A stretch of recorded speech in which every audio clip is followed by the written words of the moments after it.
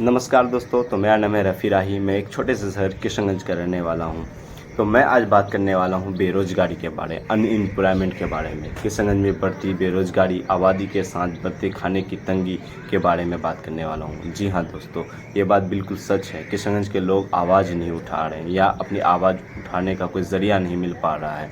तो मैं अपने वीडियोज़ के ज़रिए किशनगंज के लोगों की आवाज़ बनना चाहूँगा और इस टॉपिक को पहुंचाना चाहूँगा अपने देश के अवामों तक, जनता तक, नेताओं तक और वरिष्ठ नेताओं तक, जो कि एम्प्लॉयमेंट देता है।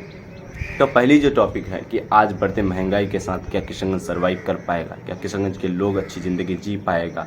तो नहीं, क्योंकि आज के टाइम में पेट्रोल, डीजल, किरोसिन, नहाने के साबुन से लेके कपड़े तक सब चीज़ महंगा हो रहा है। दाल, आटा, चावल, गेहूँ, तेल सब महंगा हो रहा है।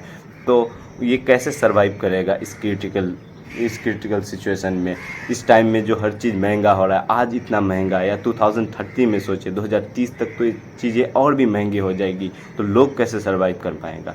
क्योंकि इसका ये रीज़न है कि किशनगंज का जो पर आदमी का आय है, यानी कि इनकम ऑफ सोर्स कुछ भी नहीं है सिवाय खेती के। किसान खेती के ज़रिए क्या कर सकता है, आप बताइए? क्योंकि इनको तो कोई जॉब मिल नहीं रहा है, या पढ़ने के बाद भी, या उनको ग्रेजुएट के बाद भी इनको कोई जॉब नहीं मिल रहा है। और अप्रॉक्स जो सैलरी है किशनगंज के लोगों की वो 10 से 12 हज़ार रुपये है। और उन किसान का बच्चा अगर पढ़ना चाहे एक सिटी में जाके, तो उनको रूम रेंट 1500 रुपये देने पड़ेंगे, स्कूल कॉलेज की फ़ी 1500 रुपये देने पड़ेंगे, खाने का खर्चा 2000 रुपये पड़ेंगे। टोटल मिला के होते हैं 5000। अगर एक बच्चे को 5000 रुपया दिया जाए, अगर किसी जन का 2 बच्चा है यानी कि 10,000, तो अपनी फैमिली को कैसे चलाएंगे? वो खाएंगे कैसे, पिएंगे कैसे, अपनी ज़िंदगी रहेंगे कैसे? तो अच्छी ज़िंदगी कैसे सर्वाइव करते हैं? यही रीज़न है कि वो अपने बच्चों को आगे पढ़ा नहीं पाते हैं, हायर एजुकेशन के लिए कोई अदर जगह नहीं भेज पाते हैं। ये मेन रीज़न है। और देश का भविष्य का अगर ये हाल होगा तो सोचिए देश का क्या हाल होगा। तो मैं अपने वरिष्ठ नेताओं से कहना चाहूँगा कि थोड़ा सा अगर टाइम मिले तो हमारे छोटे से शहर किशनगंज की तरफ नज़र डालिए। यहाँ के लोग अपनी ज़िंदगी, रोज़मर्रा की ज़िंदगी बड़ी मजबूरी और दिनचर्या के साथ गुजार रहा है। क्या हमारे लोगों को हक़ नहीं है एक अच्छी सैलरी पाने का या एक अच्छी कंपनी में जॉब करने का? लेकिन नहीं, हमारे किशनगंज में ना ही कोई इंडस्ट्री है, ना ही कोई मैन्युफैक्चरिंग डिपार्टमेंट है, ना ही कोई सैलरी है, ना ही कोई जॉब है।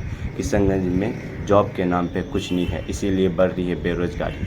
अगर आज हमारी सैलरी होती, हमको काम होता, हम कमाते, तो हम टैक्स पे करते, हम सामान खरीदते, उससे टैक्स जाता, गवर्नमेंट आगे बढ़ती, देश का जीडीपी आगे बढ़ता।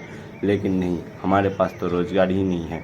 तो बेरोज़गारी का ये रीज़न है कि गवर्नमेंट हमारे तरफ ध्यान नहीं दे रही, हमें एम्प्लॉयमेंट नहीं दे रही है। Thank you so much.